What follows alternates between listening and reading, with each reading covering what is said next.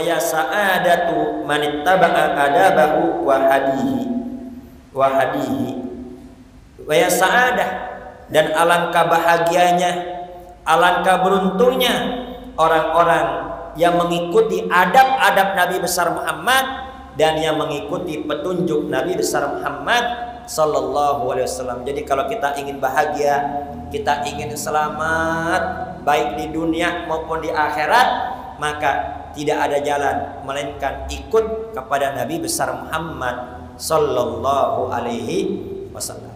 Yang mana di antara adab-adab qada'il hajah, di antara adab-adab buang hajat kemarin sudah kita bahas, jangan masuk kamar mandi melainkan dengan kaki kiri.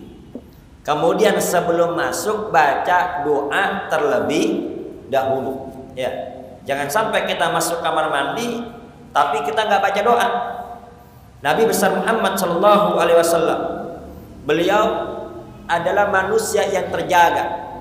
Kemanapun Nabi pergi selalu ada malaikat yang mengawal dan dikawal oleh Allah Subhanahu wa Ta'ala.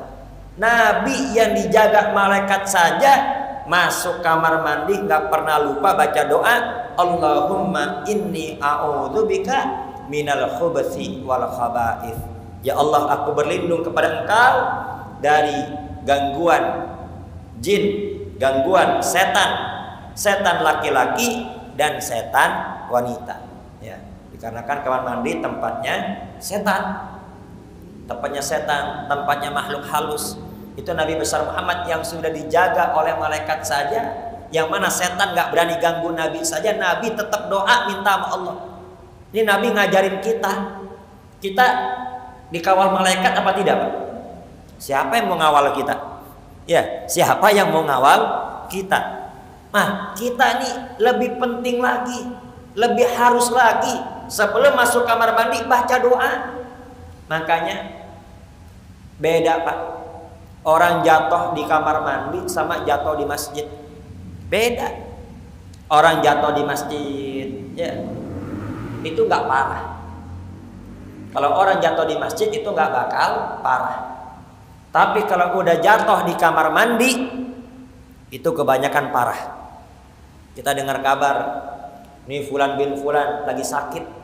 Sakit kenapa? Jatuh di kamar mandi, udah parah. Kalau udah jatuh di kamar mandi pasti parah. Kebanyakan yang jatuh di kamar mandi parah. Bahkan nggak sedikit yang jatuh di kamar mandi berujung kepada kematian. Betul atau tidak? Kenapa? Karena kamar mandi ini beda sama tempat-tempat yang lainnya. Kemarin sudah kita bahas, di situ kumpul setan-setan.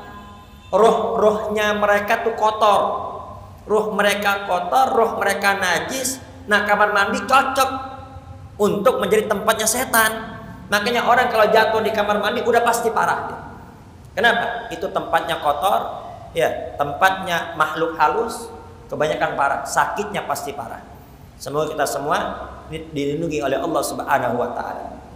Makanya Nabi tegaskan kepada kita semua, jangan sampai masuk kamar mandi tanpa membaca doa, berlindung kepada Allah Subhanahu wa Ta'ala agar kita semua dijaga. Beda.